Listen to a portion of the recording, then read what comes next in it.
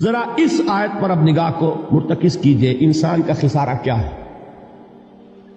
دیکھیے، سب سے پہلے میں آپ کی توجہ دلاؤں گا، ذرا آنکھیں کھول کر قلب حساس کے ساتھ نوع انسانی کا مشاہدہ کیجئے، کیسے کیسے دکھ، کتنی تکلیفیں، کتنی محنت، کتنی مشقت ہے جو ہر انسان کا مقدر۔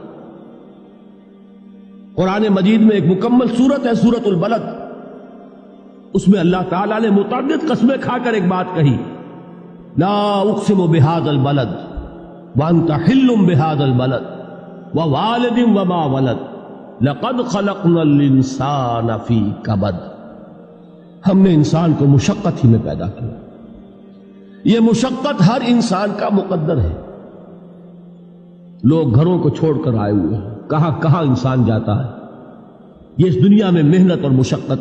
ہاں، ایک مغالطہ ہو جاتا ہے کہ شاید یہ محلوں میں رہنے والے جو ہیں انہیں کوئی مشقت نہیں، انہیں کوئی دکھ نہیں، حالانکہ حقیقت یہ نہیں ہے۔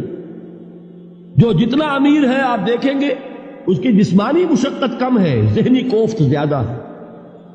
ٹرینکولائزرز کی انہیں ضرورت پڑتی ہے، انہیں سیڈیٹیوز چاہیے، خواب آور دوائیں مزدور کو نہیں کبھی ضرورت پڑے گی۔ وہ 8 گھنٹے کی محنت کرنے کے بعد احساس ہوتا ہے کہ وہ صبح ہی کی خبر لے گا۔ اور یہ وہ لوگ ہیں کہ جن کو ہپنوٹکس، خواب آور دوائیاں، سیڈیٹیوز، مسکن ادویات، یہ سارا لیبلیم اور یہ ویلیم اور یہ فلاں اور یہ فلاں، یہ کہاں جاتے ہیں؟ ذہنی سکون اور اطمینان انسان کو حاصل نہیں۔ کسی کی جسمانی مشقت ہے، کسی کی ذہنی مشقت۔ میں آپ کو یاد دلانا چاہتا ہوں مہاتما گوتم بدھ کا معاملہ۔ 30 برس کی عمر میں کپل وستو کا شہزادہ محل کو چھوڑ کر نکل گیا، جوان بیوی کو سوتا ہوا چھوڑ کر گیا، شیر خوار بچے کو چھوڑ کر گیا۔ راجدھانی میں رہنے والا محل کا باسی، جسے یہ معلوم ہے کہ باپ کے بعد مجھے یہ سلطنت ملنے والی ہے، کیوں گیا؟ کبھی کبھی آپ نے سوچا؟ اس نے انسان کے غم اور دکھ کا مشاہدہ کیا۔ اس نے دیکھا کوئی اندھا ہے، ٹھوکر کھا کر گر رہا ہے، کوئی والدین کھڑے ہوئے رو رہے ہیں اور ان کی نگاہوں کے سامنے ان کا نہایت محبوب بچہ دم توڑ رہا ہے اور وہ کچھ نہیں کر سکتا۔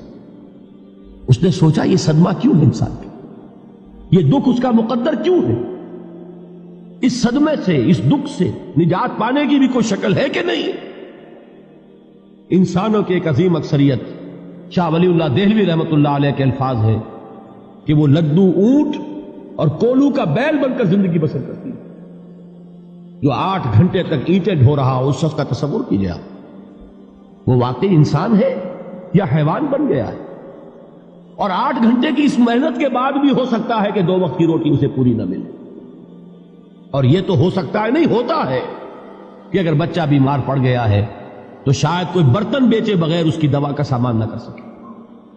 ایسا شخص کتنے بوجھوں تلا دبا ہوا ہے، کتنی مشقت کے اندر پسا ہوا ہے۔ لدو اونٹ اور کولو کا بیل، انسانوں کی عظیم اکثریت اس سطح پر زندگی بسر کرتی ہے۔ لیکن آپ کو معلوم ہے کہ کولو کے بیل کے لیے مشقت ہی مشقت ہے، اس کے احساسات یہ نہیں ہیں جو کہ ان سے انسان کو جو صدمہ پہنچتا ہے۔ ایک بیل کو اس سے کوئی غرض نہیں کہ اس کا کوئی بچہ بھی تھا کہ نہیں تھا، اس کو کوئی بخار ہوا ہے یا کیا ہوا ہے، اس صدمے سے وہ بیل بچا ہوا ہے۔ گھوڑے کو کوئی پتہ نہیں کہ میرا بھی کوئی اولاد میری ہے یا نہیں ہے، اور مجھے اس کا کوئی صدمہ ہے یا دکھ ہے، کوئی پتہ نہیں۔ لیکن انسان کا معاملہ یہ ہے کہ والدین کو جو جو دکھ دیکھنے پڑتے ہیں اپنے بچوں کے لیے، اپنی اولاد کے لیے۔ رات کی نیند ہے حرام ہے اس لیے کہ بچہ بخار میں تپ رہا ہے یا درد سے تڑپ رہا ہے، لہذا نہ ماں سو سکتی ہے نہ باپ سو سکتا۔ میں نے ایک موقع پر دیکھا، لاہور میں کیروسین آئل، اس زمانے میں ابھی سوئی گیس نہیں آئی تھی، اور اکثر و بیشتر جو ہے یہی مٹی کا تیل جو ہے ایندھن کے طور پر استعمال ہوتا تھا، اس کی شارٹیج ہو گئی تھی۔ تو کئی فرلانگ لمبی قطاریں لگتی تھی ان دکانوں کے باہر، ڈپو کے باہر، اور ایسے منظر بھی کہ ایک خاتون برقع پوش، ایک گود میں بچے کو لیے ہوئے، ایک کی انگلی پکڑے ہوئے، بوتل ہاتھ میں لیے ہوئے تیل کے لیے، اور کئی گھنٹے کھڑی ہے دکان۔ یہ مشقت انسان جھیلتا ہے کہ نہیں؟ غالب نے اس کا نقشہ کھینچا ہے کہ رنج سے خوگر ہوا انسان تو مٹ جاتا ہے رنج. مشکلیں اتنی پڑی مجھ پر کہ آسان ہو گئی. ہم بھول جاتے ہیں، ورنہ واقعہ یہ کہ قلب حساس ہو اگر، اور قید حیات و بند غم اصل میں دونوں ایک ہیں. موت سے پہلے آدمی غم سے نجات پائے کیوں؟ اچھا یہ تو ہوا لقد خلقنا الانسان فی کبد. حیوانات کا معاملہ ایک اور اعتبار سے آسان ہے. ان سے کوئی محاسبہ بھی ہے کیا؟ کوئی جواب دہی بھی ہے؟ کوئی ان کو اللہ کے حضور میں کھڑے ہو کر اپنے اعمال کا حساب بھی دینا؟ نہیں. انسان کی یہ ٹریجڈی ہے، یہ المیہ ہے انسان. اس کو بھی قرآن مجید کی ایک سورت میں قسمیں کھا کر اذا السماء انشقت، اس کے بعد کیا فرمایا؟ یا ایھا الانسان انک کادح الی ربک کدحا فملاقیہ.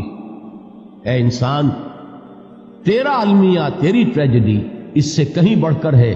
تجھے صدمے پر صدمے جھیلتے ہوئے، مشقت پر مشقت برداشت کرتے ہوئے ایک روز اپنے رب کے حضور میں بھی کھڑا ہوگا، جواب دہی بھی کرنی.